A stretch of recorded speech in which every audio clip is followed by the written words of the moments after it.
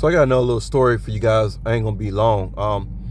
Recently I told y'all about how the caretaker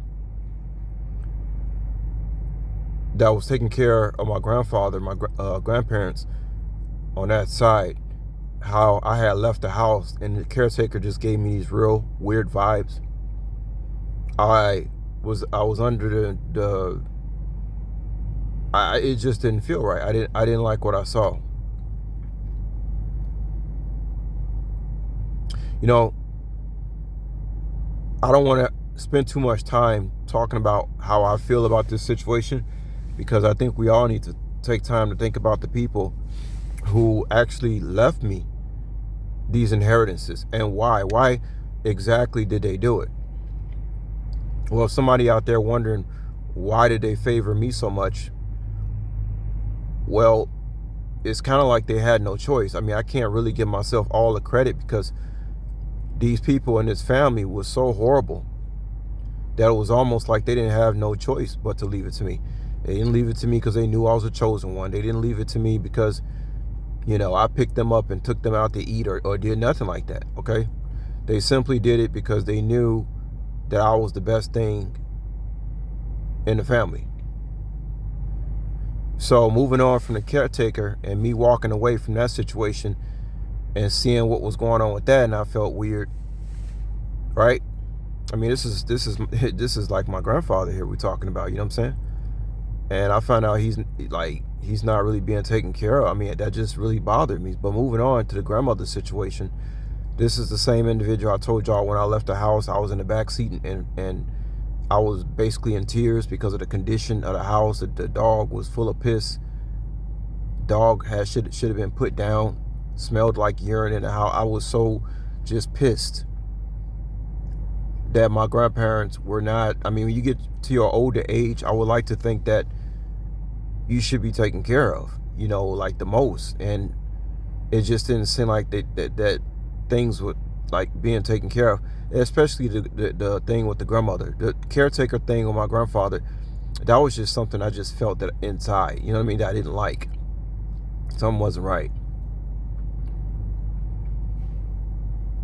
And the whole time, it was almost like the reason I didn't come around that much was because if I had came around too much, it would have jeopardized my safety, if y'all know what I mean.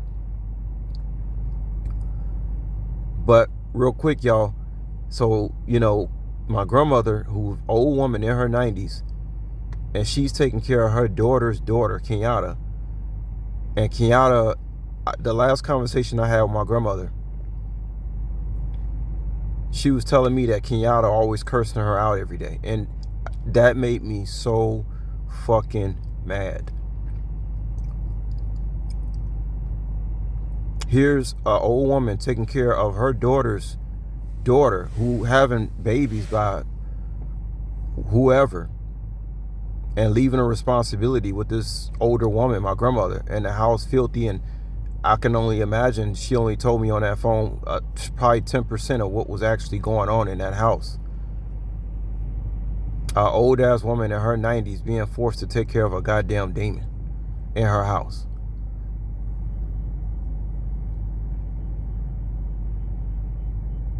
I'd be wondering, how much do you justice people actually know? That's why I'm on here saying what I'm saying. That my grandmother told me that she was being treated horribly by this fucking demon. Same demon that's responsible for stealing my inheritance, being a part of it. I don't know everything about my grandparents, guys, and I'm not saying everybody is just innocent because they old and their grandparents, but that's just the way I saw it. Like, they were being mistreated, and I just really, really was upset about that. But it was nothing I could do about it. And like I said, it's a good thing I didn't come around as much as I wanted to, because if I had the time to come around more, I would have. I actually couldn't. I was always working, always struggling, just like now, always working, always struggling, always surviving. You know what I mean?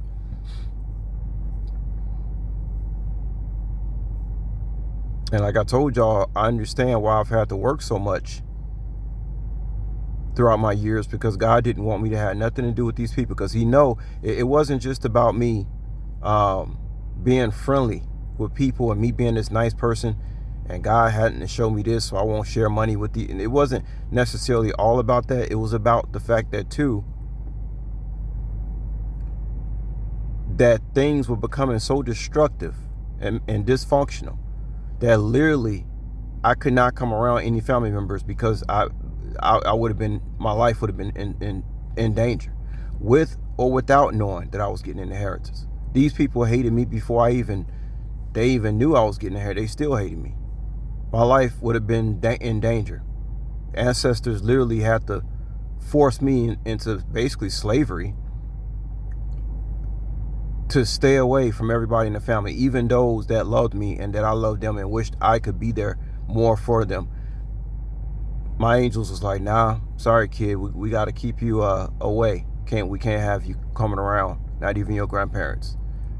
Meanwhile, I'm hearing all this shit going on, and I'm just piping mad because I'm a moral, righteous person. And some of y'all claim y'all know about my past life. Well, if you know about my past life and who I am, you know, by the spirit, I just don't tolerate disrespect. It makes me feel so vulnerable and weak when I hear somebody is being just mistreated, especially one of my own. I don't stand for that. So God, knowing how I am, he literally had to just bind me. Literally, God had to bind me, man. He had to bind me. But I just thought I'd tell y'all that story. So it's just that I was the only one, and even though I didn't spend that much time around them, they knew I was the only thing that could break the generational curses, I guess. I am surprised that they picked me, but when you look at the situation now, especially like the justice system, y'all know probably a lot more little details than I do. When you look at the situation now, they had no choice but to leave it to me. I'm the most righteous person in the family. I'm the most moral person in the family. Everybody else just straight up demons.